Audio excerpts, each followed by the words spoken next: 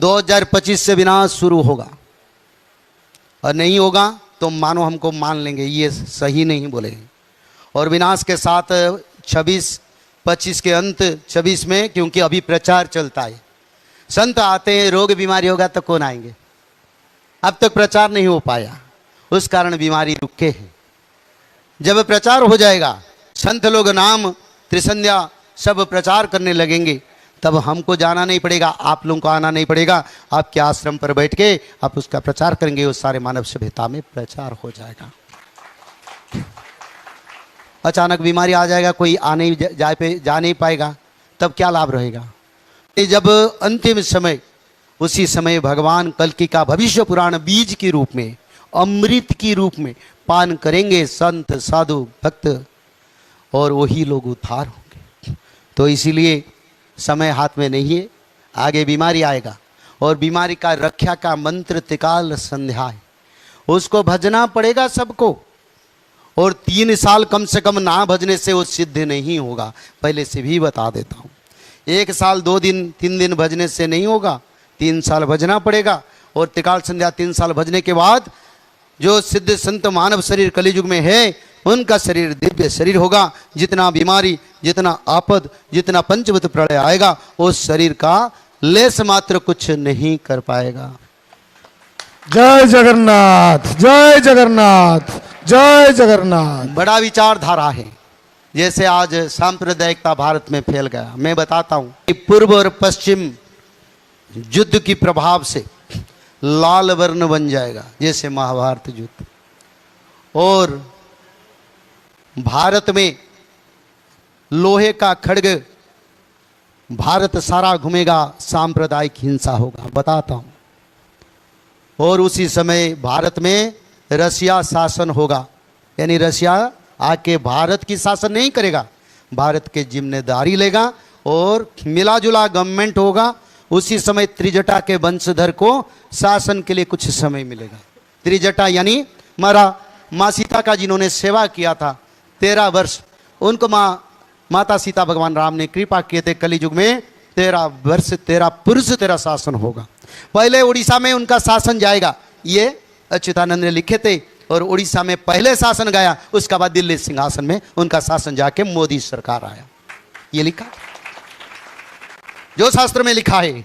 अच्युतानंद ने बोले ये जो वाणी है ये ब्रह्म वाणी है। बोले मैं बोल रहा हूं, मैं लिख रहा हूं, नहीं समझो।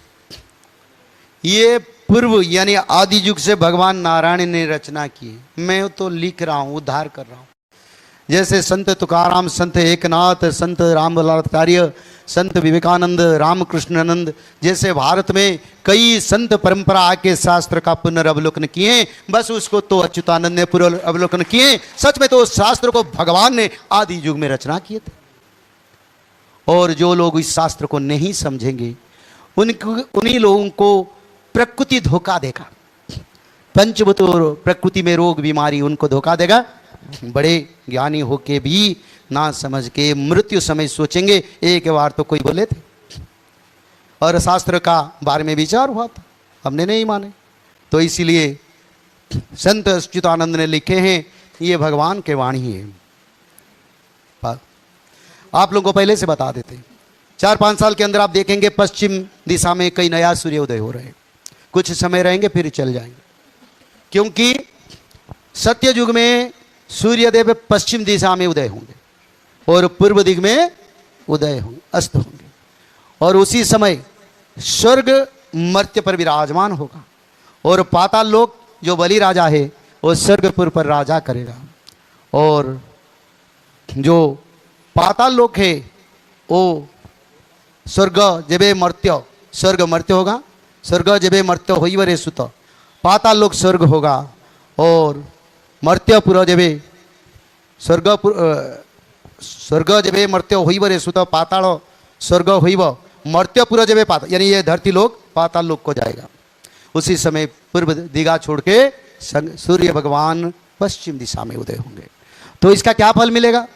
समुद्र का पानी मीठा बनेगा। ग्रह नक्षत्रों की स्थिति के अनुसार धरती पर मानव में सुगुण, तमगुण, सतगुण प्रतीयमान होता है। धरती पर जलवायु होता है, पानी मीठा लगता है, पानी खारा लगता है। और सूर्य नवग्रह स्थिति के अनुसार धरती पर अनुकूल वातावरण बनेगा और समुद्र के किनारे गांव बस्ती बैठेगा, किसी का कोई दुख नहीं रहेगा। पर एक सबको निवेदन करता हूं, हर घर में भागवत पठन, हर घर में त्रिकाल संध्या और माधव नाम भजन से सत्य युग को मानव जाने के लिए लायक बनेंगे। बोलिए माधव भगवान की जय। सत्ययुग, सत्ययुग जानने की इच्छा किसकी नहीं होगी, लेकिन सत्ययुग हम सब तभी जा सकते हैं जब हम अपने आप में सुधार लाएंगे, और वो है हम सभी को सबसे पहले शुद्ध शाकाहारी बनना होगा और कोई भी नशा नहीं करना होगा। हम सभी को भगवान कल्कि के शरण में जाना होगा और इसके लिए हमें त्रिकाल संध्या, श्रीमद् भागवत महापुराण पठन और माधव नाम का जाप करना होगा, तभी हम सबका उद्धार हो सकता है।